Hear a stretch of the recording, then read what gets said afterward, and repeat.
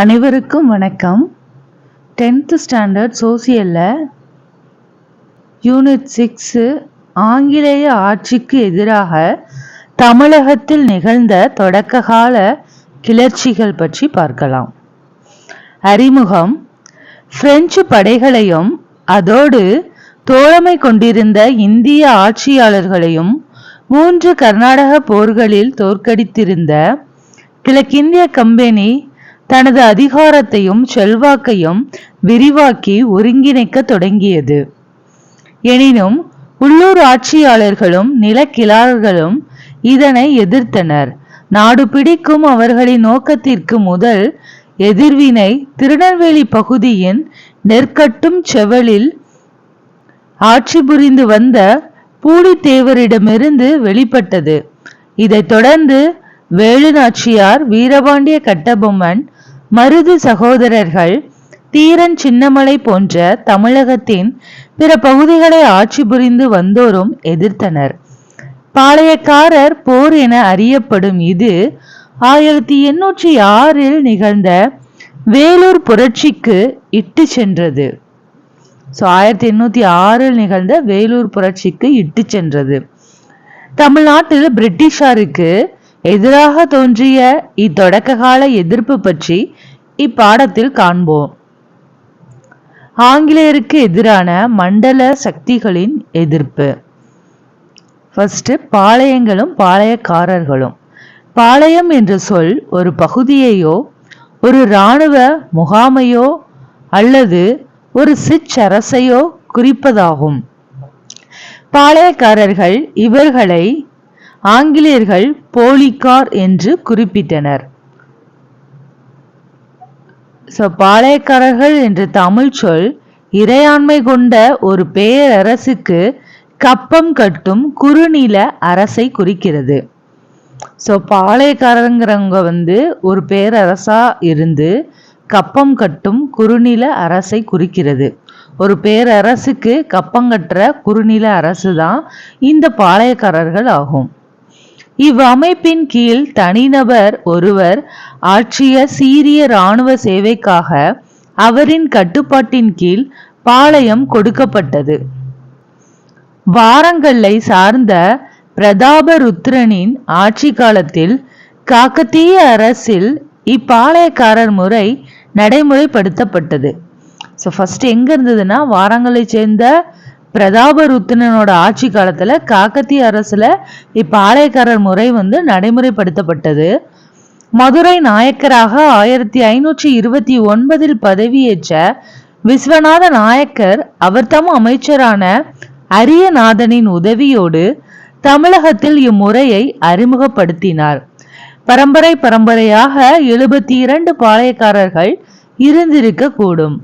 பாளையக்காரர்களால் வரி வசூலிப்பதிலும் நிலப்பகுதிகளை நிர்வகிப்பதிலும் வழக்குகளை விசாரிப்பதிலும் சட்டம் ஒழுங்கை பாதுகாப்பதிலும் தன்னிச்சையாக செயல்பட முடிந்தது.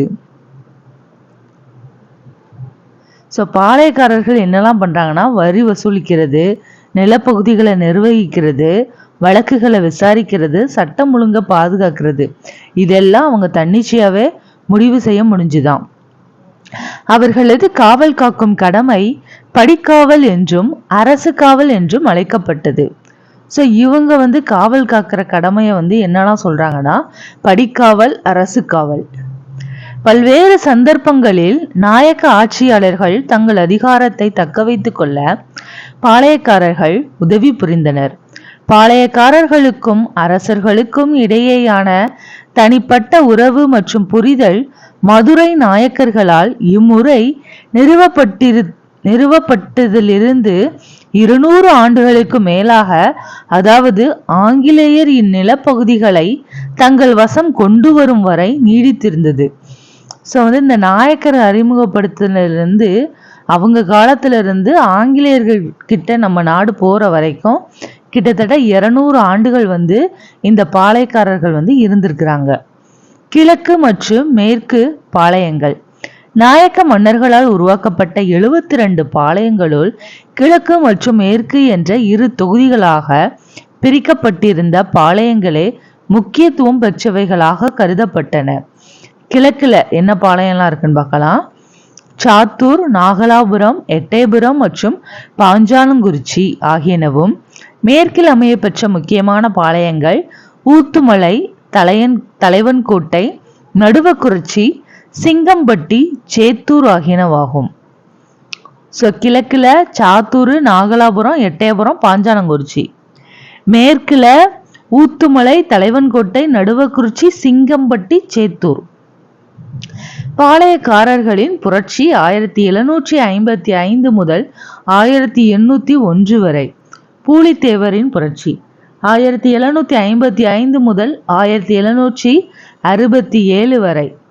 கர்னல் ஹெரான் தலைமையிலான கம்பெனியின் படை ஒன்றை அழைத்து கொண்டு மார்ச் 1755 மாபூஸ்கான், ஆற்காட்டு நவாபின் சகோதரர் மாபூஸ்கான் திருநெல்வேலிக்கு சென்றார். மதுரை எளிதில் அவர்களது கையில் வீழ்ந்தது. அதன் பின் தொடர்ந்து கம்பெனிக்கு கீழ்ப்படிய மறுத்து வந்த பூலித்தேவரை அடக்க கர்னல் ஹெரான் பணிக்கப்பட்டார். மேற்கு பகுதியில் இருந்த பாளையக்காரர்களிடம் பூலித்தேவர் மிகுந்த செல்வாக்கு பெற்றிருந்தார். பீரங்கிகளின் தேவையும் துணைக்கள பொருட்கள் மற்றும் படைவீரர்களின் ஊதியம் உள்ளிட்ட காரணங்களினால் ஹெரான் தனது திட்டத்தை கைவிட்டு மதுரைக்கு பின்வாங்கினார். கம்பெனி நிர்வாகம் அவரை திரும்ப அழைத்ததோடு நிரந்தர பணி நீக்கம் செய்தும் உத்தரவிட்டது. ஸோ 1755 கர்னல் ஹெரான் தலைமையிலான ஒரு படை மாபூஸ்கான் அழைச்சிட்டு திருநெல்வேலிக்கு போறாரு. அப்போ மதுரையை ஈஸியாக கைப்பற்றிட்டாங்க.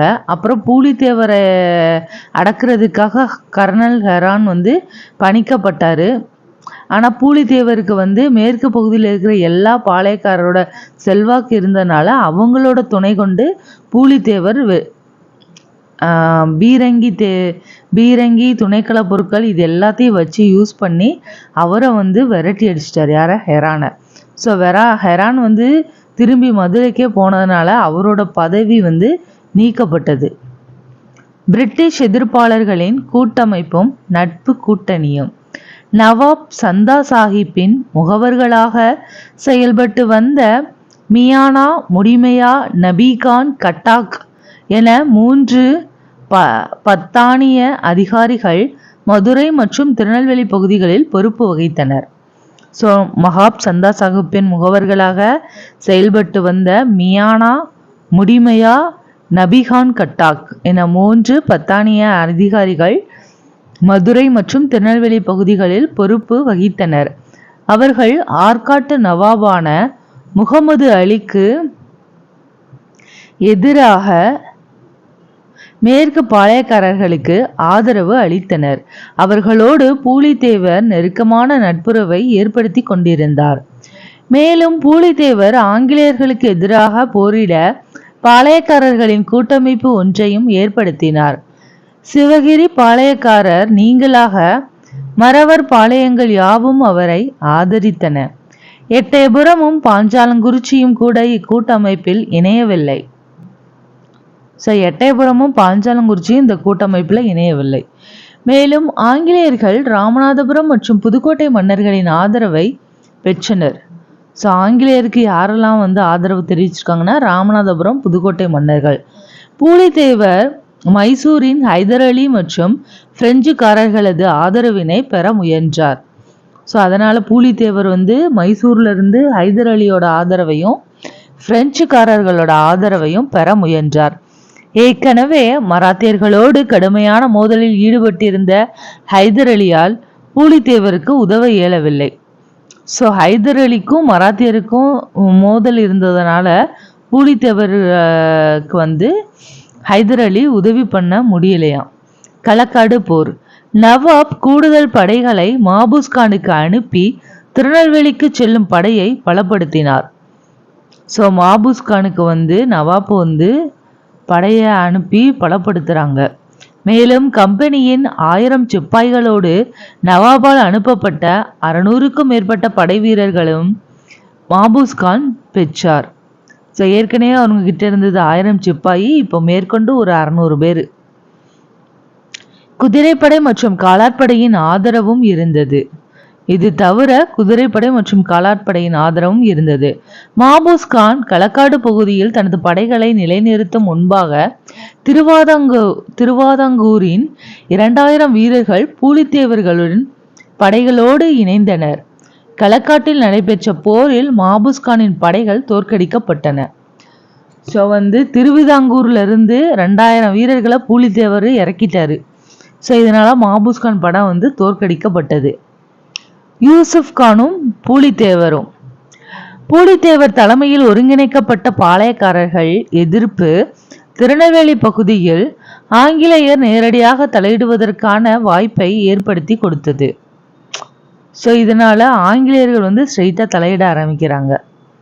திருவாதாங்கூர் மன்னரின் ஆதரவோடு 1756 முதல் 1763 வரையிலான காலத்தில் பூலித்தேவர் தலைமையிலான திருநெல்வேலி பாளையக்காரர்கள் நவாபின் அதிகாரத்தை எதிர்ப்பதையே முழு நோக்கமாக கொண்டிருந்தார். கம்பெனியரால் அனுப்பப்பட்ட யூசுப் கான் கான் சாஹிப் என்றும் தமது மதமாற்றத்திற்கு முன்பு மருதநாயகம் என்றும் அழைக்கப்பட்டவர். ஸோ இந்த யூசுப் கான் யாருன்னா கான் சாஹிப் என்றும் தமது மதமாற்றத்திற்கு முன்பு மருதநாயகனா இருந்தவர் தான் இந்த யூசுப் கான். மதம் மாறி இருக்காரு இப்போதைக்கு. ஸோ யூசுப் கான் பேரு தான் மருதநாயகம் கான் சாஹிப். திருச்சிராப்பள்ளியில் இருந்து தான் எதிர்பார்த்த பெரும் பீரங்கிகள் மற்றும் வெடிபொருட்கள் வந்து சேரும் வரை பூலித்தேவர் மீது தாக்குதல் தொடுக்க அவர் ஆயத்தமாக இல்லை. பிரெஞ்சு படைகளோடு ஒருபுறமும் ஹைதர் அலி மற்றும் மராத்தியரோடு மறுபுறமும் ஆங்கிலேயர் போரில் ஈடுபட்டு கொண்டிருந்ததால் பீரங்கி படைகள் செப்டம்பர் 1760 தான் வந்து சேர்ந்தன. யூசுப் கான் நெற்கட்டும் சேவலில் கோட்டையை முற்றுகையிடுவதற்காக நடத்திய இத்தாக்குதலில் 2 மாதங்கள் நீடித்தது. ஸோ இந்த யூசுப் கான் நெற்கட்டும் சேவல் கோட்டையில முற்றுகையிட்டு தாக்குதல் நடத்துறாரு. அந்த தாக்குதல் 2 மாசங்களா நீடித்ததாம்.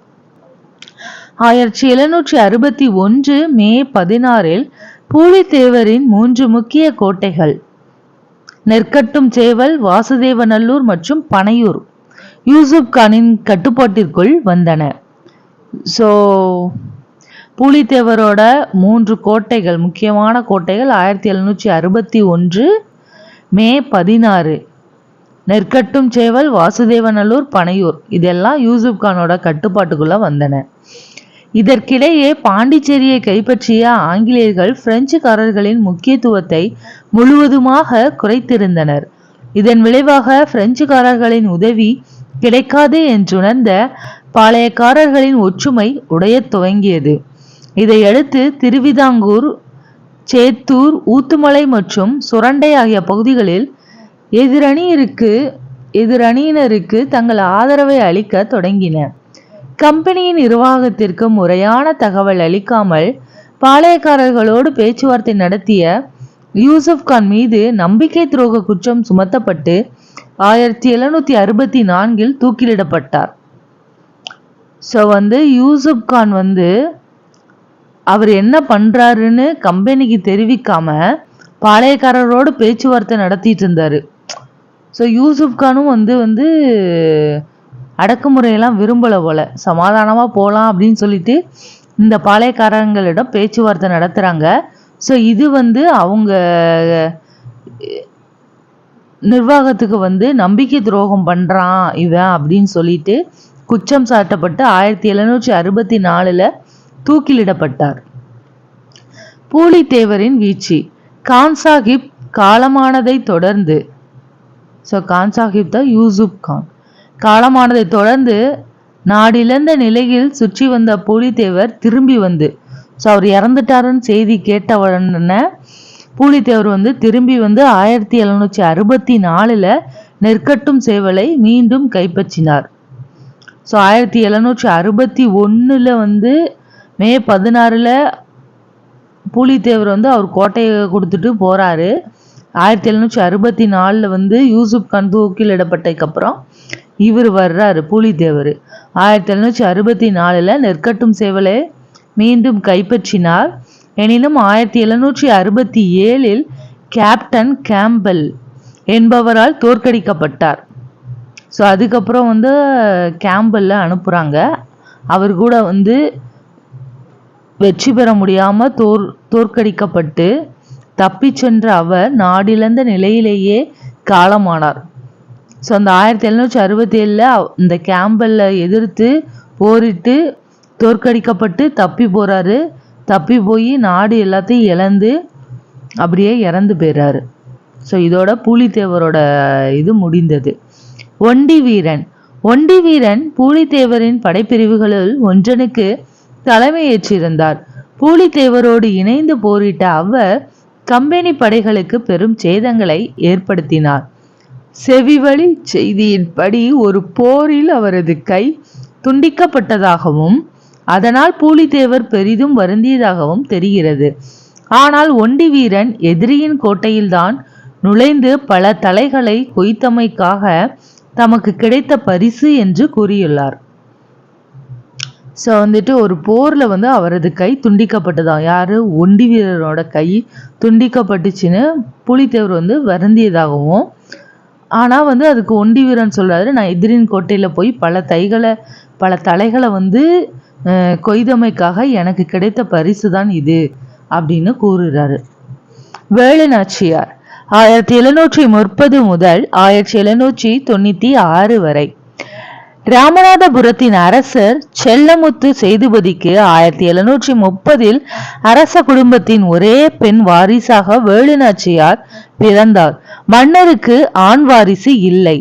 அரச குடும்பத்தால் வளரி, சிலம்பம் போன்ற தற்காப்பு கலைகளிலும் போர்க்கருவிகளை கையாளுவதற்கும் பயிற்சி அளிக்கப்பட்டு வளர்க்கப்பட்டார்.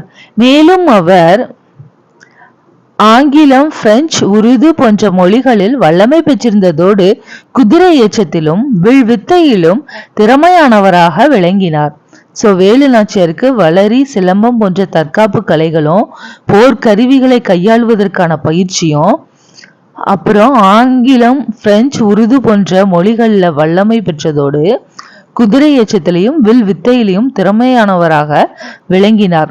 தனது 16வது வயதில் வேலுநாச்சியார் சிவகங்கை மன்னரான முத்துவடுகநாதரை மணந்து வெள்ளச்சி நாச்சியார் என்ற பெண் மகவையும் பெற்றெடுத்தார். ஸோ இவருக்கும் சிவகங்கை மன்னரான முத்துவடுகநாதருக்கும் திருமணம் அவரோட 16 வயதுல நடக்குது. அவங்களுக்கு ஒரு பெண் குழந்தை பிறக்கிறாங்க. அவங்க தான் வெள்ளச்சி நாச்சியார். 1772 ஆற்காட்டு நவாப்பும் லெப்டினன்ட் கர்னல் பான் ஜோர் தலைமையிலான கம்பெனி படைகளும் இணைந்து காளையார் கோயில் அரண்மனையை தாக்கினர். யார் தாக்குறாங்க? ஆற்காட்டு நவாப்பும் லெப்டினன்ட் கர்னல் பான் ஜோரும். இதனால் மூண்ட போரில் முத்துவடுகநாதர் கொல்லப்பட்டார். ஸோ காளையார் கோயில் அரண்மனையில வச்சு முத்துவடுகநாதர் கொல்லப்படுறாரு. தனது மகளோடு தப்பி சென்ற வேலுநாச்சியார் கோபால நாயக்கரின் பாதுகாப்பில் திண்டுக்கல் அருகே உள்ள விருப்பாட்சியில் 8 ஆண்டுகள் வாழ்ந்தார். ஸோ இவருக்கு யார் அடைக்கலம் கொடுக்குறாங்கன்னா, கோபால நாயக்கர் திண்டுக்கல் உள்ள விருப்பாட்சியில 8 ஆண்டுகள் வாழ்ந்தார். மறைந்து வாழ்ந்த காலத்தில் வேலுநாச்சியார் ஒரு படை பிரிவை உருவாக்கியதோடு கோபால நாயக்கர் மட்டுமல்லாமல் ஹைதர் அலியோடும் கூட்டணியை ஏற்படுத்தி கொண்டார். வேலுநாச்சியாரின் சார்பில் ஹைதர் அலிக்கு தளவாய் இராணுவ தலைவர் தாண்டவராயனார் எழுதிய கடிதத்தில் ஆங்கிலேயரை தோற்கடிக்கும் பொருட்டு 5000 காலாட் படைகளும் 5000 குதிரைப்படைகளும் அனுப்பும்படி அவரிடம் கோரினார். ஸோ வேலுநாச்சியார் வந்து ஹைதர் அலிக்கு வந்து ஒரு கடிதம் எழுதுறாங்க. இராணுவ தலைவர் தாண்டவராயர் தளவாய் தாண்டவராயர் உதவினால ஒரு கடிதம் எழுதுறாங்க. ஸோ ஆங்கிலேயரை தோற்கடிக்கும் பொருட்டு 5000 காலாட் படைகளும் 5000 குதிரை படைகளும் அனுப்பும்படி ஹைதர் அலி கிட்ட கேட்குறாங்க. வேலுநாச்சியார் உருது மொழியில் தனக்கு கிழக்கிந்திய கம்பெனியோடு இருந்த பிணக்குகளை கடிதத்தில் விவரித்திருந்தார். ஸோ இவருக்கு வந்து உருது மொழி தெரிஞ்சிருக்கு. ஸோ அந்த கடிதத்தை பார்த்த உடனே, ஏன்னா ஹைதர் அலிக்கு வந்து உருது மொழி தான் தெரியும். ஸோ அந்த மொழியில தான் எழுதியிருக்கிறாங்க. விருப்பாட்சியின் பாளையக்காரரான கோபால நாயக்கர். ஸோ இந்த கோபால நாயக்கரை பற்றி சொல்கிறாங்க. கோபால நாயக்கரை தலைவராக கொண்ட திண்டுக்கல் கூட்டமைப்பின் மணப்பாறையின் லட்சுமி நாயக்கரும் தேவதானப்பட்டியின் பூஜை நாயக்கரும் இடம்பெற்றிருந்தனர். தனது நட்பை வெளிப்படுத்தும் விதமாக ஒரு நள்ளிரவு குழுவை அனுப்பி வைத்த திப்பு சுல்தானால் கோபால நாயக்கர் ஈர்க்கப்பட்டார். கோயம்புத்தூரை மையமாக கொண்டு பிரிட்டிஷாரை எதிர்த்த அவர் பின்னாட்களில் கட்டபொம்மனின் சகோதரரான ஊமைத்துறையோடு இணைந்தார். அவர் உள்ளூர் விவசாயிகளின் ஆதரவுடன் ஆனைமலையில் கடும் போர் புரிந்தார். ஆயினும் பிரிட்டிஷ் படைகளால் அவர் 1801 வெற்றி கொள்ளப்பட்டார். சோ இவரும் நிறைய பேரோட போர் புரிஞ்சிருக்காரு. மேலும் தான் ஆங்கிலேயரோடு மோதுவதில் தீவிரமாக இருப்பதை தெளிவுபடுத்தினார். அவரது மன உறுதியை பார்த்து வியந்த ஹைதர் அலி தனது திண்டுக்கல் கோட்டை படைத்தலைவரான சையதிடம் அவருக்கு வேண்டிய இராணுவ உதவிகளை வழங்குமாறு ஆணையிட்டார். ஸோ ஹைதர் அலிக்கு திண்டுக்கல் கோட்டையில ஒரு படைத்தலைவர் இருக்கார், அவருதான் சையது. அவர்கிட்ட இவங்களுக்கு தேவையான உதவிகளை செய்யுங்கன்னு ஒரு ஆணை பிறப்பிக்கிறாரு. வேலு நாச்சியார் பிரிட்டிஷாரின் ஆயுதங்கள் குவிக்கப்பட்டிருக்கும் இடத்தை அறிந்து கொள்ள உளவாளிகளை நியமித்தார். கோபால நாயக்கர் மற்றும் ஹைதர் அலியின் இராணுவ உதவியோடு அவர் சிவகங்கையை மீண்டும் கைப்பற்றினார். மருது சகோதரர்களின் உதவியினால் அவர் அரசியாக முடிசூட்டி கொண்டார். இந்திய நாட்டில் பிரிட்டிஷ் காலனியாதிக்க அதிகாரத்தை எதிர்த்த முதல் பெண் ஆட்சியாளர் அல்லது அரசி என்ற பெருமை அவருக்கே உரித்தானதாகும். ஸோ பிரிட்டிஷ் இந்திய நாட்டில் பிரிட்டிஷ் காலனி ஆதிக்கத்தை அதிகாரத்தை எதிர்த்த முதல் பெண் ஆட்சியாளர் அல்லது அரசி யாருன்னா நம்ம வேலு நாச்சியார் தான். வேலு நாச்சியாரின் நம்பிக்கைக்குரிய தோழியாக திகழ்ந்த குயிலி உடையாள் என்ற பெண்களின் படைப்பிரிவை தலைமையேற்று வழி நடத்தினார். ஸோ குயிலி பெண்கள் படைப்பிரிவோட தலைவியாக இருந்தார். அது படைப்பிரிவோட பேரு உடையாள். குயிலி உடையாள் என்ற பெண்களின் படைப்பிரிவை தலைமையேற்று வழி நடத்தினார். உடையாள் என்பது குயிலி பற்றி உளவு கூற மறுத்ததால் கொல்லப்பட்ட மேய்த்தல் தொழில் புரிந்த பெண்ணின் பெயராகும். ஸோ உடையாள்ங்கிறவங்க இவங்களை பற்றிய தகவல் சொல்ல மறுத்துட்டாங்க. அதனால ஆங்கிலேயர்களால அவரு கொல்லப்பட்டாரு. ஸோ அதை தான் அந்த பெண்கள் படைப்பிரிவோட பேரா உடையாள் பேரை வச்சிருக்கிறாங்க. பெண்ணின் பெயராகும். குயிலி தனக்கு தானே நெருப்பு வைத்து கொண்டு 1780 அப்படியே சென்று பிரிட்டிஷாரின் ஆயுத கிடங்கில் இருந்த அனைத்து தளவாடங்களையும் அளித்தார். ஸோ அந்த போர் புரியறதுக்காக குயிலி ஆயுத கிடங்குல தன்னையே எரித்து கொண்டு, அதாவது பிரிட்டிஷ் ஆயுதங்கள் எல்லாத்தையும் எரிக்கிறதுக்கு தன்னையே ஆயுதமாக பயன்படுத்தி எரிச்சு அழித்தார். அவங்க ஆயுதத்தை எல்லாத்தையும் அழிச்சாங்க.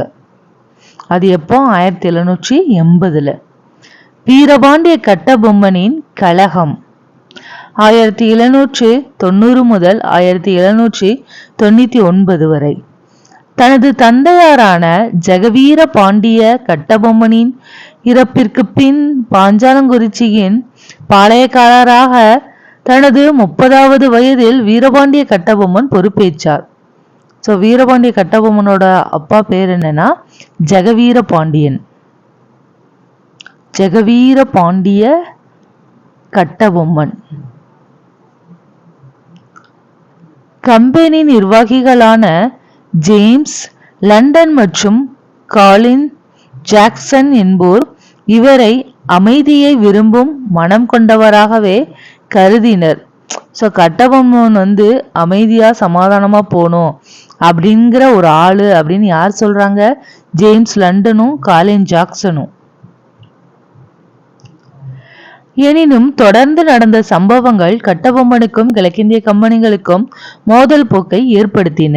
1781 கம்பெனியாருடன் நவாப் ஏற்படுத்தி கொண்ட உடன்படிக்கையின்படி மைசூரின் திப்பு சுல்தானுடன் ஆற்காட்டு நவாப் போர் புரிந்து கொண்டிருந்த போது கர்நாடக பகுதியில் வரி வேளாண்மையும் நிர்வாகமும் கம்பெனியின் முழு கட்டுப்பாட்டின் கீழ் செல்லும் நிலை ஏற்பட்டது.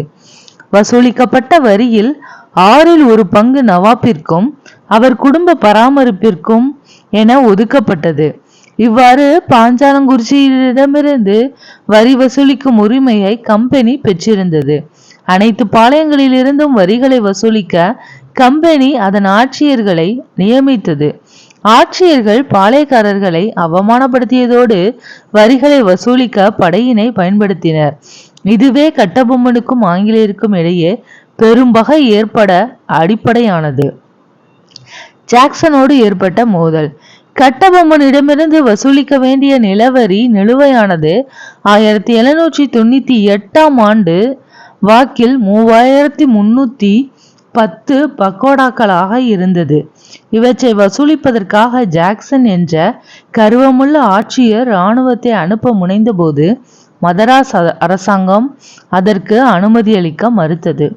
1798 ஆகஸ்ட் 18 ராமநாதபுரத்தில் வந்து தன்னை சந்திக்குமாறு கட்டபொம்மனுக்கு அவர் ஆணை பிறப்பித்தார்.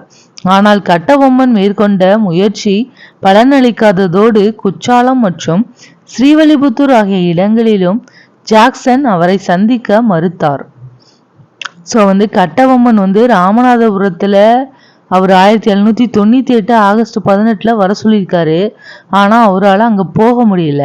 அதுக்கப்புறம் ஜாக்சன் குற்றாலத்துக்கு வா, ஸ்ரீவில்லிபுத்தூருக்கு வா அப்படின்னு சொல்லி அவரை சந்திக்க மறுத்துட்டாரு. இறுதியாக 1798 செப்டம்பர் 19, ஸோ ஆகஸ்ட் 18க்கு அப்புறம் செப்டம்பர் 19 அனுமதி அளித்ததன் பேரில் கட்டபொம்மன் ராமநாதபுரத்தில் ஜாக்சனை சந்தித்தார். ஆணவத்தின் மொத்த உருவமாக திகழ்ந்த ஜாக்சனின் முன்பு கட்டபொம்மன் 3 மணி நேரம் நிற்க வைக்கப்பட்டதாக சொல்லப்படுகிறது. ஸோ 3 மணி நேரம் கட்டபொம்மனை நிற்க சொல்லியிருக்கிறாங்க. ஆபத்தை உணர்ந்த கட்டபொம்மன் தனது அமைச்சரான சிவசுப்பிரமணியருடன் தப்பிச் செல்ல முயன்றார். உடனடியாக ஊமைத்துறை தனது ஆட்களோடு கோட்டைக்குள் நுழைந்து கட்டபொம்மன் தப்ப உதவினார். ராமநாதபுரம் கோட்டை வாசலில் நடந்த மோதலில் லெப்டினன்ட் கிளார்க் உள்ளிட்ட சிலர் கொல்லப்பட்டனர். சிவசுப்பிரமணியனார் கைது செய்யப்பட்டு சிறையில் அடைக்கப்பட்டார். ஸோ கட்டபொம்மன் போறப்பயே இவன் இந்த வில்லங்கமா பண்ணுவான்னு சொல்லிட்டு ஒரு போரை புரிஞ்சிடலான்னு முடிவு கட்டிட்டு தான் போயிருக்கிறாரு. ஸோ அங்கே போனப்ப அந்த சூழ்நிலை சரியில்லைன்னு ஸோ இவங்க போர் புரியும் போது யார் இறக்குனா லெப்டினன்ட் கிளார்க் உள்ளிட்ட சிலர் கொல்லப்படுறாங்க. இவரோட அமைச்சராக இருந்த சுப்பிரமணியர் கைது செய்யப்படுறாங்க. இவரோட தம்பி ஊமைத்துறை இவரை தப்பிக்க வச்சுறாரு. மதராஸ் ஆட்சிக்குழுவின் முன்பாக ஆஜராதல். பாஞ்சாலங்குறிச்சிக்கு திரும்பிய கட்டபொம்மன் ஆட்சியர் ஜாக்சன் தன்னை எவ்வாறெல்லாம் அவமானப்படுத்தினார் என்பதை மதராஸ் ஆட்சிக்குழுவிற்கு தெரியப்படுத்தினார். அக்குழு வில்லியம் பிரவுன், வில்லியம் ஓரம், ஜான் காசா மேஜர் ஆகியோர் அடங்கிய குழுவின் முன்பாக ஆஜராகும்படி கட்டபொம்மனை பணித்தது. ஸோ இப்படிலாம் ஏன்பா பண்ணுற அப்படின்னு சொல்லிட்டு ஒரு கூட்டத்தை இது பண்ணுறாங்க. அந்த குழுவில் யாரெல்லாம் இருக்கான்னு பார்த்தீங்கன்னா வில்லியம் பிரவுனும் வில்லியம் ஓரமும் ஜான் காசா மேஜரும் அடங்கிய குழு கட்டபொம்மனை விசாரிக்கிறாங்க. இதற்கிடையே சிவசுப்பிரமணியனாரை சிறையிலிருந்து விடுவித்தும் கலெக்டர் ஜாக்சனை பணியிடை நீக்கம் செய்தும் ஆளுநர் எட்வர்ட் கிளைவ் உத்தரவிட்டார். ஸோ கட்டபொம்மன் சொல்கிறார், இந்த மாதிரிலாம் என்னை அவமானப்படுத்தினாரு அப்படின்னு சொல்லிட்டு சொன்ன உடனே அவங்கள சிவசுப்பிரமணியனை அரெஸ்ட் பண்ணியிருந்தாங்கள அவங்கள விடுவிக்க சொல்லிட்டு ஜாக்சனை பணியிடை நீக்கம் செஞ்சிடறாங்க. யாரு? ஆளுநர் எட்வர்ட் கிளைவ். குழுவின் முன்பாக 1798 டிசம்பர் 15 அன்று கட்டபொம்மன் ஆஜராகி ராமநாதபுரத்தில் நிகழ்ந்தவற்றை விளக்கினார். கட்டபொம்மன் குற்றவாளி அல்ல என்று குழு முடிவு செய்தது. ஜாக்சன் நிரந்தர பணி நீக்கம் செய்யப்பட்டு அவரது இடத்தில் புதிய ஆட்சியாளராக SR லூசிங்டன் என்பவர் நியமிக்கப்பட்டார். கட்டபொம்மனும் நிலுவைத் தொகையில் 1080 பக்கோடாக்கள் நீங்களாக பிற நிலுவைத் தொகையினை செலுத்தியிருந்தார். ஆக்சுவலா என்னன்னா 3000 எவ்வளோ பக்கோடாக்கள் செலுத்தணும்னு சொன்னாங்கன்னா 3310 பக்கோடாக்கள். அவ்வளோலாம் கிடையாதான். ஸோ 1080 பக்கோடாக்கள் ஆல்ரெடி அவர் பே பண்ணியிருப்பாரு. அது நீங்களாக 3310 பேலன்ஸை பே பண்ணுறாரு. கட்டபொம்மனும் பாளையக்காரர்களின் கூட்டமைப்பும். இதற்கிடையே திண்டுக்கலின் கோபால நாயக்கர், ஆனைமலையின் யதுல் நாயக்கர் போன்ற அருகாமையில் இருந்த பாளையங்களை உள்ளடக்கிய தென்னிந்திய கூட்டமைப்பை சிவகங்கையின் மருது பாண்டியர் ஏற்படுத்தினர். ஸோ இங்கே ஒரு கூட்டமைப்பு ஏற்படுத்துகிறாங்களாம். திண்டுக்கலின் கோபால நாயக்கர், ஆனைமலையின் யதுல் நாயக்கர் போன்ற அருகாமையில் இருந்த பாளையங்களை உள்ளடக்கிய தென்னிந்திய கூட்டமைப்பை சிவகங்கையின் மருது பாண்டியர் ஏற்படுத்தினார். மருது பாண்டியர் அதன் தலைவராக செயல்பட்டார். திருச்சிராப்பள்ளி அறிக்கை தயாரிக்கப்பட்டது. இக்கூட்டமைப்பு கட்டபொம்மனின் ஆர்வத்தை தூண்டியது. மருது சகோதரர்களை கட்டபொம்மன் சந்திப்பதை ஆட்சியர் லூசிங்டன் தடுக்க முயன்றார். ஆனால் மருது சகோதரர்களும் கட்டபொம்மனும் இணைந்து ஆங்கிலேயரை எதிர்ப்பது என்று முடிவெடுத்தார்கள். கட்டபொம்மன் தனது செல்வாக்கை பயன்படுத்தி சிவகிரி பாளையக்காரரை தங்களோடு இணைக்க முயன்றார். அவர் அதற்கு மறுத்தார். அதனால் சிவகிரியை நோக்கி கட்டபொம்மன் முன்னேறினார். ஆனால் சிவகிரி பாளையத்தினர் கம்பெனிக்கு கப்பம் கட்டி வந்தனர். அதனால் கட்டபொம்மனின் சிவகிரி நோக்கிய படைநகர்வை தங்களுக்கு விடப்பட்ட சவாலாகவே கம்பெனியர் கருதினர். ஸோ சிவகிரியில் இருக்கிறவங்க பாளையக்காரங்க இவங்க கூடலாம் சேரலை. கப்பம் கட்டிட்டு ஆங்கிலேயர் கீழே இருந்துடலான்னு முடிவு பண்ணிட்டாங்க. கம்பெனி தனது படைகளை திருநெல்வேலி நோக்கி செல்ல உத்தரவிட்டது.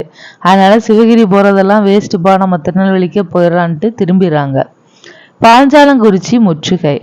மே 1799 மதராஸில் இருந்த வெல்லஸ்லி பிரபு திருச்சிராப்பள்ளி, தஞ்சாவூர் மற்றும் மதுரை ஆகிய பகுதிகளில் நிறுத்தி வைக்கப்பட்டிருந்த படைகளை திருநெல்வேலி நோக்கி செல்ல உத்தரவிட்டார். படைகளுக்கு மேஜர் பானர்மன் தலைமையேற்றார். திருவாதங்கூர் படைகளும் பிரிட்டிஷ் படைகளோடு இணைந்தன. கட்டபொம்மனை சரணடைய கோரிய நிபந்தனை ஒன்று 1799 செப்டம்பர் 1 அன்று வழங்கப்பட்டது. ஸோ 1799 செப்டம்பர் 1 கட்டபொம்மனை சரணடைய சொல்லி ஒரு நிபந்தனை விதிக்கிறாங்க. கட்டபொம்மனின் பிடிகொடுக்காத பதிலால் மேஜர் பானர்மன் கோட்டையை தாக்கினார். பானர்மன் செப்டம்பர் 5 அன்று, ஸோ செப்டம்பர் 1 சரணடைய சொல்றாரு. ஆனா அவர் வரல. அதனால பானர்மன் கோட்டையை முற்றுகையிடுறாரு. செப்டம்பர் 5 அன்று முழு படைகளையும் பாஞ்சாலங்குறிச்சியில கொண்டு நிறுத்தினார். அவர்கள் கோட்டையின் அனைத்து தொடர்புகளையும் துண்டித்தனர். பானர்மன் ராமலிங்கரை தூதனுப்பி கட்டபொம்மனை சரணடையுமாறு கேட்டுக்கொண்டார். ஸோ ராமலிங்கர் ஒருத்தரை அனுப்பி கட்டபொம்மனை சரணடைய சொல்றாரு. யாரு? பானர்மன். கட்டபொம்மன் மறுத்துறாரு. கோட்டையின் ரகசியங்கள் அனைத்தையும் ராமலிங்கர் சேகரித்தார். ஸோ கோட்டையில என்னென்ன வழி இருக்கு எல்லாத்தையும் ராமலிங்கர் சேகரிக்கிறாரு. அவரது அறிக்கையை அடிப்படையாக கொண்டு பானர்மன் தாக்குதல் உத்திகளை வடிவமைத்தார். ஸோ கோட்டையிலலாம் எப்படிலாம் ரகசியங்கள் இருக்குதோ அதை எல்லாத்தையும் இந்த ராமலிங்கர் சேகரிச்சுட்டு பானர்மன் கிட்ட சொல்றாரு. அவங்க சில உத்திகளை வடிவமைக்கிறாங்க. கோலார்பட்டியில் நடைபெற்ற மோதலில் சிவசுப்பிரமணியனார் கைது செய்யப்பட்டார். ஸோ மறுபடியும் இந்த கட்டபொம்மனோட அமைச்சர் கோலார்பட்டியில் நடைபெற்ற மோதல்ல சிவசுப்பிரமணியனார் கைது செய்யப்பட்டார். கட்டபொம்மன் தூக்கிலிடப்படல். கட்டபொம்மன் புதுக்கோட்டைக்கு தப்பி சென்றார். பிரிட்டிஷார் அவரது தலைக்கு ஒரு வெகுமதியை நிர்ணயித்தனர். ஸோ கட்டபொம்மன் இப்போ எங்கே போறாராம்? புதுக்கோட்டைக்கு தப்பி போறாரு. ஸோ பிரிட்டிஷார் அவர் தலையை கொண்டு வந்தா இவ்வளோ காசுப்பா அப்படின்னு ஒரு வெகுமதியை நிர்ணயிக்கிறாரு. எட்டயபுரம் மற்றும் புதுக்கோட்டை அரசர்களால் துரோகமிழைக்கப்பட்ட கட்டபொம்மன் இறுதியில் பிடிபட்டார். ஸோ இவர் புதுக்கோட்டையில் இருந்ததை காட்டி கொடுத்துட்றாங்க. சிவசுப்பிரமணியனார் நாகலாபுரத்தில் செப்டம்பர் 13 அன்று தூக்கிலிடப்பட்டார். ஸோ கட்டபொம்மனோட அமைச்சர் நாகலாபுரத்தில் செப்டம்பர் 13 அன்று தூக்கிலிடப்படுறாரு. பானர்மன் விசாரணை என்ற பெயரில் ஒரு கேலிக்கூத்தை பாளையக்காரர்கள் முன்பாக அக்டோபர் 16 அன்று அரங்கேற்றினார். விசாரணையின் போது கட்டபொம்மன் தன் மீது சுமத்தப்பட்ட அனைத்து குற்றச்சாட்டுகளையும் ஏற்றுக்கொண்டார். திருநெல்வேலிக்கு மிக அருகேயுள்ள கயத்தாரின் பழைய கோட்டைக்கு முன்பாக இருந்த புளிய மரத்தில் சக பாளையக்காரர்களின் முன்னிலையில் கட்டபொம்மன் தூக்கிலிடப்பட்டார். இவ்வாறு போற்றுதலுக்குரியவராக திகழ்ந்த பாஞ்சாலங்குறிச்சியின் பாளையக்காரர் கட்டபொம்மனின் வாழ்க்கை முடிவுற்றது. அவர் மீது புனையப்பட்ட நாட்டுப்புற பாடல்கள் பலவும் அவரது நினைவை மக்களிடையே உயிர்ப்புடன் தக்க வைத்து கொள்ள உதவுகின்றன. அடுத்து மருது சகோதரர்கள். பெரிய மருது என்ற வெள்ள மருது 1748 முதல் 1801 மற்றும் அவரது தம்பியான சின்ன மருது. ஸோ பெரிய மருதுக்கு வெள்ள மருதுன்னு ஒரு பேர் இருக்கு. சின்ன மருது 1753 முதல் 1801 ஆகிய இருவரும் சிவகங்கையின் முத்துவடுகநாதரின் திறமையான படைத்தளபதிகள் ஆவர்.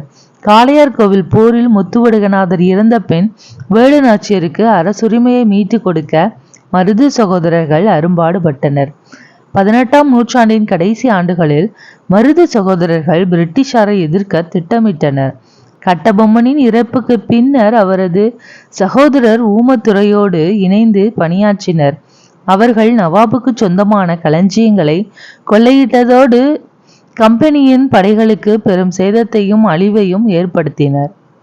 மருது சகோதரர்களின் கழகம் 1800 முதல் 1801 வரை. கட்டபொம்மனின் கழகம் 1799 ஒடுக்கப்பட்ட போதும் 1800 மீண்டும் கழகம் வெடித்தது. பிரிட்டிஷாரின் குறிப்புகளில் இது 2வது பாளையக்கார போர் என்று குறிப்பிடப்படுகிறது. இப்போரானது சிவகங்கையின் மருது பாண்டியர், திண்டுக்கல்லின் கோபால நாயக்கர், மலபாரின் கேரளவர்மா, மைசூரின் கிருஷ்ணப்பா மற்றும் தூண்டாஜி ஆகியோர் அடங்கிய கூட்டமைப்பால் வழிநடத்தப்பட்டது. விருப்பாட்சியில் ஏப்ரல் 1800 சந்தித்த அவர்கள் கம்பெனியாருக்கு எதிராக கிளர்ந்தெழ முடிவெடுத்தார்கள். கோயம்புத்தூரில் ஜூன் 1800 ஏற்பட்ட எழுச்சி அதிவேகமாக ராமநாதபுரத்திற்கும் மதுரைக்கும் பரவியது. நிலைமையை புரிந்து கொண்ட கம்பெனியார் மைசூரின் கிருஷ்ணப்பா மீதும் மலபாரின் கேரளவர்மா மீதும் இன்ன பிறர் மீதும் போர் தொடுக்கப் போவதாக அறிவித்தார்கள். கோயம்புத்தூர், சத்தியமங்கலம் மற்றும் தாராபுரம் ஆகிய பகுதிகளில் பாளையக்காரர்கள் பிடிக்கப்பட்டு தூக்கிலிடப்பட்டார்கள். கட்டபொம்மனின் சகோதரர்களான ஊமைத்துரையும் செவத்தையாவும் பிப்ரவரி 1801 பாளையங்கோட்டை சிறையில் இருந்து தப்பி கமுதியில் பதுங்கி இருப்பதை அறிந்த சின்னமருது அவர்களை தமது தலைமையிடமான சிறுவயலுக்கு அழைத்து சென்றார். பாஞ்சாலங்குறிச்சி கோட்டை மிக குறைந்த காலத்தில் மீண்டும் கட்டி முடிக்கப்பட்டது. காலின் மெக்காலே தலைமையிலான பிரிட்டிஷ் படைகள் ஏப்ரலில் மீண்டும் கோட்டையை முற்றுகையிட்டதால் அவர்கள் மருது சகோதரர்களிடம் சிவகங்கையில் அடைக்கலம் கோரினர். தப்பியோடியவர்களை, அதாவது ஊமைத்துறையும் செவத்தையாவையும் ஒப்படைக்கும்படி மருது சகோதரர்கள் வலியுறுத்தப்பட்டனர். ஆனால் அவர்கள் மறுத்துவிட்டார்கள். இதையடுத்து கர்னல் அக்னியூவும் கர்னல் இன்னஸும் சிவகங்கை நோக்கி படை நடத்தி சென்றனர். மருது சகோதரர்கள் ஜூன் 1801 நாட்டின் விடுதலையை முன்னிறுத்திய ஒரு பிரகடனத்தை வெளியிட்டனர். இதுவே திருச்சிராப்பள்ளி பேரறிக்கை என்று அழைக்கப்பட்டது. ஸோ இவங்க மருது சகோதரர்கள் விடுதலை, நம்ம நாடு விடுதலை பெறணும்னு ஒரு பிரகடனத்தை வெளியிடுறாங்களாம். எப்போ? ஜூன் 1801. இதுதான் திருச்சிராப்பள்ளியோட பேரறிக்கை என்று அழைக்கப்படுகிறது. ஸோ 1801ஆம் ஆண்டு பேரறிக்கை, திருச்சிராப்பள்ளி பேரறிக்கை பற்றி பார்க்கலாம். பிரிட்டிஷாருக்கு எதிராக மண்டல, சாதி, சமய இன வேறுபாடுகளை கடந்து நிற்பதற்காக முதலில் விடுக்கப்பட்ட அறைகூவலே 1801 பேரறிக்கை ஆகும். இப்பேரறிக்கை திருச்சியில் அமையப்பெற்ற நவாபின் கோட்டையின் முன் சுவரிலும் ஸ்ரீரங்கம் கோவிலின் சுற்று சுவரிலும் ஒட்டப்பட்டது. ஸோ நவாபோட கோட்டையில முன் சுவரிலையும் ஸ்ரீரங்கம் கோவிலின் சுற்று சுவரிலையும் ஒட்டப்பட்டு இருக்கிறான். ஆங்கிலேயருக்கு எதிராக செயல்பட விளைந்த தமிழக பாளையக்காரர்கள் பலரும் ஒன்று திரண்டனர். சின்ன மருது ஏறத்தாழ 20,000 ஆட்களை ஆங்கிலேயர்களுக்கு எதிராக திரட்டினார். வங்காளம், சிலோன், மலேயா ஆகிய இடங்களில் நிறுத்தி வைக்கப்பட்டிருந்த பிரிட்டிஷ் படைகள் விரைந்து வந்தன. புதுக்கோட்டை, எட்டயபுரம் மற்றும் தஞ்சாவூரின் அரசர்கள் பிரிட்டிஷாருடன் கைகோர்த்தார்கள். ஸோ இந்த அரசர்களும் பிரிட்டிஷ்கோட கைகோர்த்துட்டாங்க. யாரு? புதுக்கோட்டை, எட்டயபுரம், தஞ்சாவூர். ஆங்கிலேயரின் பிரித்தாளும் கொள்கை என்ற உத்தி விரைவில் பாளையக்காரர்களின் படைகளில் பிரிவினையை ஏற்படுத்தியது. சிவகங்கையின் வீழ்ச்சி. ஆங்கிலேயர்கள் மே 1801 தஞ்சாவூரிலும் திருச்சியிலும் இருந்த கலகக்காரர்களை தாக்கினார்கள். கலகக்காரர்கள் பிரான்மலையிலும் காளையார்கோவிலிலும் தஞ்சம் புகுந்தனர். அவர்கள் பிரிட்டிஷ் படைகளால் மீண்டும் தோற்கடிக்கப்பட்டனர். இறுதியாக வலுவான இராணுவமும் சிறப்பான தலைமையும் கொண்ட ஆங்கிலேய கம்பெனியே விஞ்சி நின்றது. கலகம் தோற்றதால் 1801 சிவகங்கை இணைக்கப்பட்டது. ராமநாதபுரத்தின் அருகே அமைந்திருந்த திருப்பத்தூர் கோட்டையில் 1801 அக்டோபர் 24 அன்று மருது சகோதரர்கள் தூக்கிலிடப்பட்டனர். ஸோ மருது சகோதரர்கள் ராமநாதபுரத்தின் அருகே உள்ள திருப்பத்தூர் கோட்டையில் 1801 அக்டோபர் 24 அன்று தூக்கிலிடப்பட்டனர். அப்புறம் ஊமைத்துறையும் சவத்தாயமும் பிடிக்கப்பட்டு 1801 நவம்பர், ஸோ அக்டோபர் 24 மருது சகோதரர்கள், நவம்பர் 16 பாஞ்சாலங்குறிச்சியில தலை துண்டிக்கப்படுறாங்க ஊமைத்துறையும் சவத்தையாவும். கலகக்காரர்களில் 73 பேர் பிடிக்கப்பட்டு மலேயாவின் பினாங்கிற்கு நாடு கடத்தப்பட்டார்கள். ஸோ ஒரு 73 பேரை மலையாள பிணங்களை நாடு கடத்துறாங்க. பாளையக்காரர்கள் வீழ்ச்சி அடைந்தாலும் அவர்களது வீரமும் தியாகமும் எதிர்கால சந்ததிகளை ஈர்ப்பதாக அமைந்தது. இதனால் மருது சகோதரர்களின் கழகம் தென்னிந்திய புரட்சி என்று அழைக்கப்படுவதோடு தமிழக வரலாற்றில் தனித்துவம் பெற்றதாகவும் கருதப்படுகிறது. ஆக்சுவலி இந்த போர்ல மருது சகோதரர்கள் நல்ல திறம்பட தான் இருந்தாங்க. ஆனால் நம்ம நாட்டில் உள்ள அந்த புதுக்கோட்டை, எட்டயபுரம் இவங்கெல்லாம் உதவி செய்யாமல் ஆங்கிலேயர்களுக்கு துணை புரிஞ்சிட்டாங்க. புதுக்கோட்டை, எட்டயபுரம், தஞ்சாவூரோட அரசர்கள் அந்த துண்டு அந்த சுற்றுச்சுவர்களை ஒட்டி இருக்கிறத அந்த இதெல்லாம் பார்த்துட்டு இவங்க பெரிய படையை வச்சிருக்கிறாங்க அப்படின்னு சொல்லிட்டு பிரிட்டிஷாருங்க அலர்ட் ஆயிட்டாங்க. ஸோ அதனால தான் இது தோல்வியுற்றது. ஸோ இந்த போர் வெற்றி பெறுந்தால் அப்போவே ஆங்கிலேயர்கள் கிளம்பியிருப்பாங்க. ஸோ இதுதான் தென்னிந்திய புரட்சி.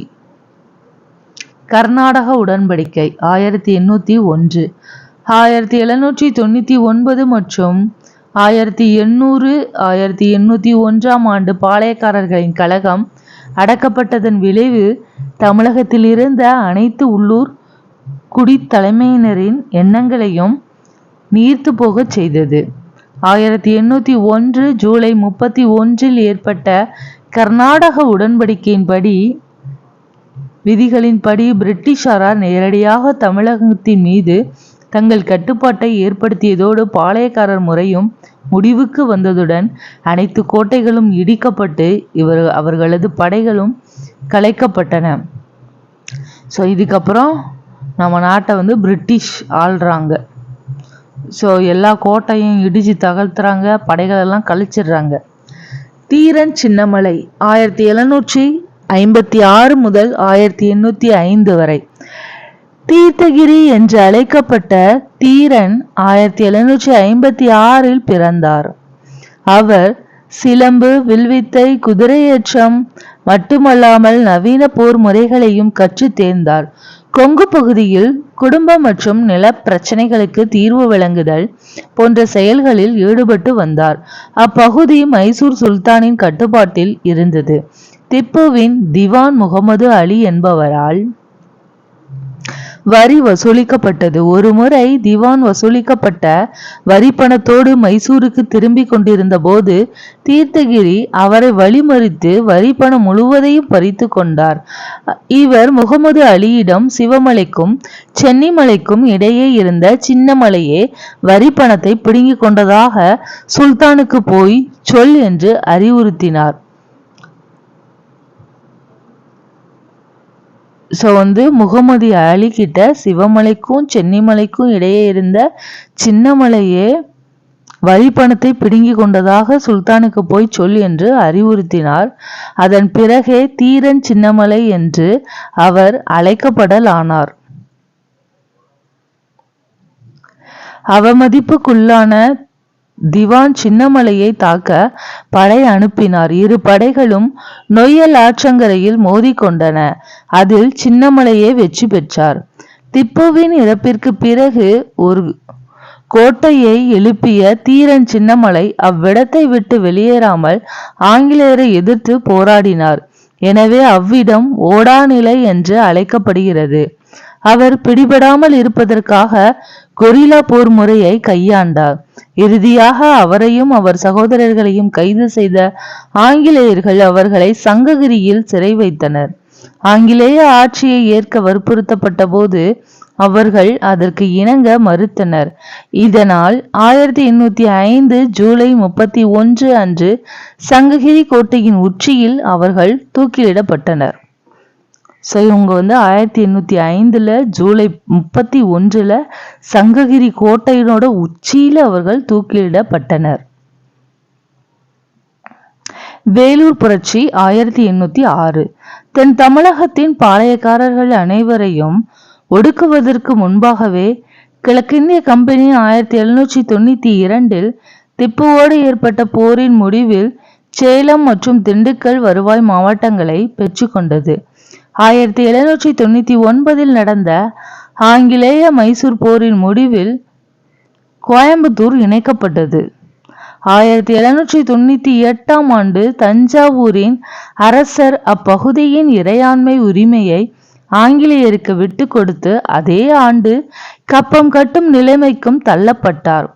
கட்டபொம்மன் எதிர்ப்பு 1799, மருது சகோதரர்களின் எதிர்ப்பு 1801 ஆகியவற்றை ஒடுக்கிய பின்பு பிரிட்டிஷார் ஆற்காட்டு நவாப்பை விசுவாசமற்றவர் என்று குற்றம் சுமத்தி அவர் மீது கட்டாயப்படுத்தி ஒரு ஒப்பந்தத்தை திணித்தார்.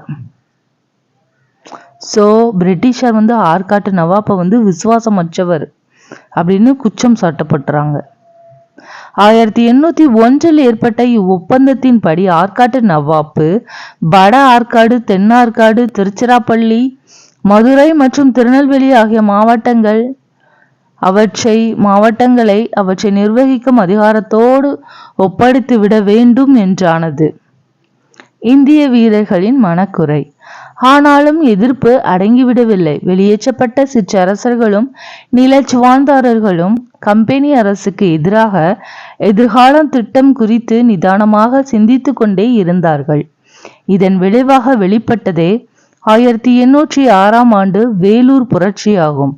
புரட்சியின் இறுதி நிகழ்வு அந்நிய ஆட்சியை தூக்கி எறிவதை நோக்கமாக கொண்டிருந்தது. பிரிட்டிஷாரின் இராணுவத்தில் சிப்பாயாக பணியாற்றியவர்களுக்கு குறைவான ஊதியமே வழங்கப்பட்டது. பதவி உயர்வுக்கான வாய்ப்புகள் குறைவாகவே இருப்பது ஆகியவற்றை நினைத்து கடுமையான கோபத்துடன் பணியாற்றி கொண்டிருந்தார்கள். தங்களின் சமூக மற்றும் சமய நம்பிக்கைகளுக்கு ஆங்கிலேய அதிகாரிகள் குறைவான மதிப்பளித்ததும் மேலும் அவர்களின் கோபத்தை வலுப்படுத்தியது. விவசாய பின்னணி கொண்ட வீரர்களின் வேளாண் சிக்கலும் அவர்களை மேலும் சிரமப்படுத்தியது.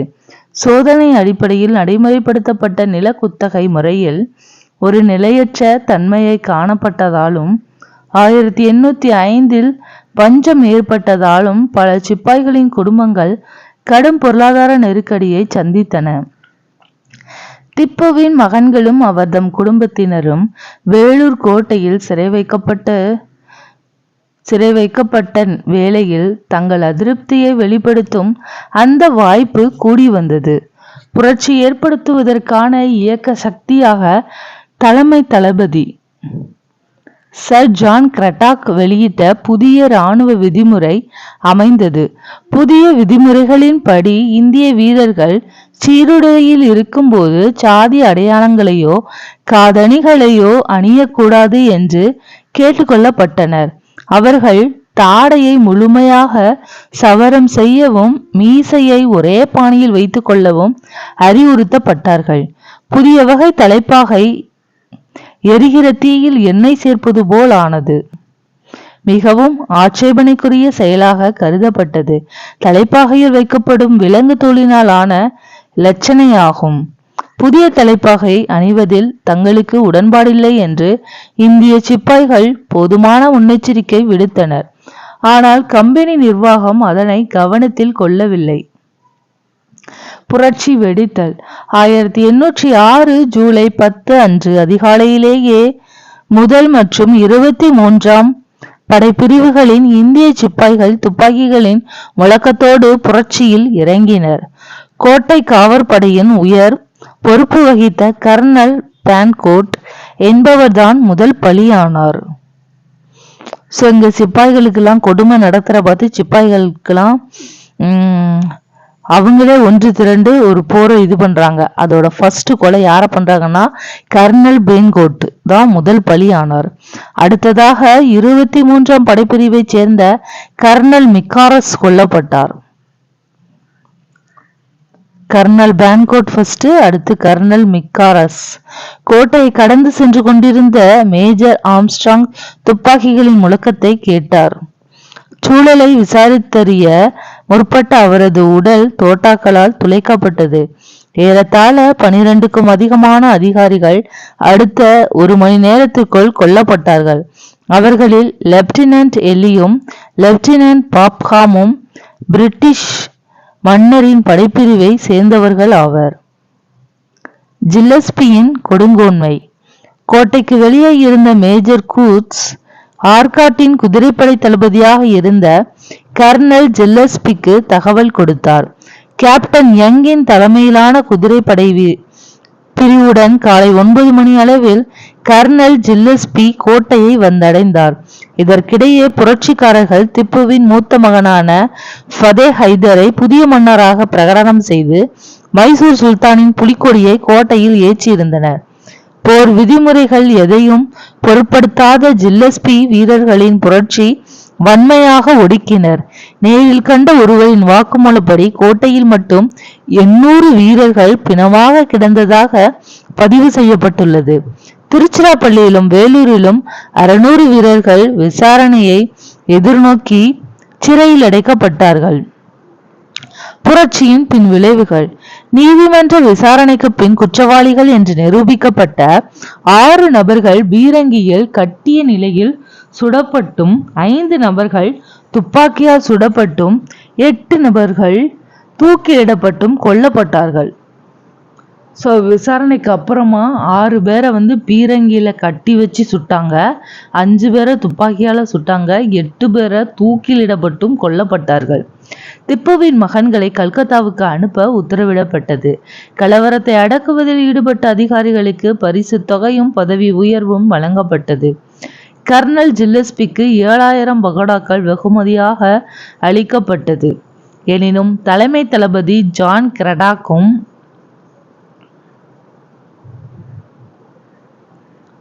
உதவி தளபதி அக்னியுவும் ஆளுநர் வில்லியம் பெண்டிங்கும் புரட்சி நடக்க காரணமானவர்கள் என்று கருதப்பட்டு அவர்களை பணி நீக்கம் செய்ததோடு அவர்கள் இங்கிலாந்துக்கே திருப்பி அழைத்து கொள்ளப்பட்டார்கள்.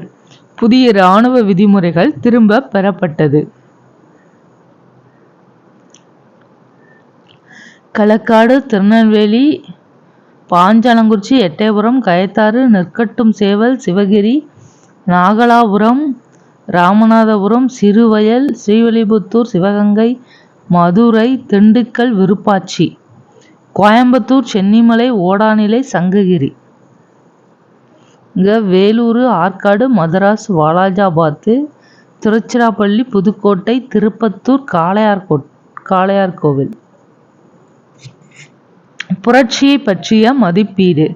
வெளியிலிருந்து உடனடியாக எந்த ஒரு உதவியும் கிடைக்காத காரணத்தினாலேயே வேலூர் புரட்சி தோல்வியுற்றது.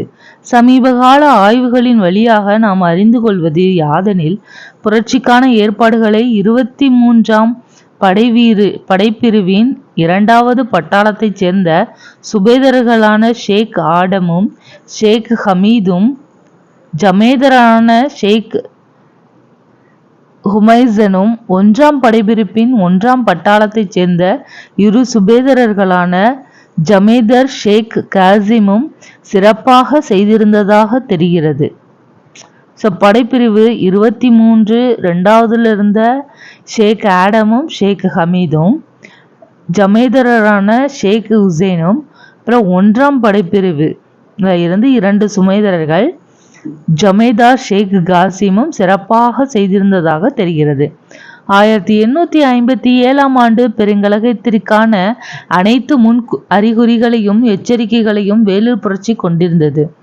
ஒரே வித்தியாசம் என்னவென்றால், கலகத்தை தொடர்ந்து எந்த உள்நாட்டு கிளர்ச்சியும் ஏற்படவில்லை. 1806ஆம் ஆண்டு புரட்சியானது வேலூர் கோட்டையுடன் முடிந்துவிடவில்லை. பெல்லாரி, வாலாஜாபாத், ஹைதராபாத், பெங்களூரு, நந்திதுர்க்கம், சங்கரிதுர்க்கம் ஆகிய இடங்களிலும் அது எதிரொலித்தது. அந்த வேலூர் புரட்சி எங்கெல்லாம் எதிரொலிச்சதான்? பெல்லாரி, வாலாஜாபாத், ஹைதராபாத், பெங்களூர், நந்திதுர்க்கம், சங்கரிதுர்க்கம் ஆகிய இடங்களிலும் எதிரொலித்தது. கலைச்சொற்கள். பிறர் ஆதரவில் இருப்பவர். protege. Depend, a person who receives support from a patron.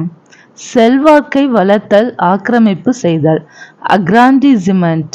The act of elevating or raising one's wealth, prestige and power. பணியமர்க்கும். defiant. Resisting, disobedient. அமைதி, tranquility. harmony, peace, free from disturbance. வஞ்சித்தல், treachery. disloyalty, betrayal, breach of trust. பயமற்ற, துணிவுமிக்க. audacious, daring, fearless. இறுதி எச்சரிக்கை. ultimatum, a final dominating demand. கொடை, bounty. payment or reward, something given liberally. தொப்பியை அணியச் செய்யும் குஞ்சம். cockard. An ornament, especially a knot of ribbon worn on the hat. கவனம், cognizance, notice, having knowledge of. தோற்கடி, trance. crush, defeat. சிறைப்படுத்துதல், interned, imprisoned. நன்றி.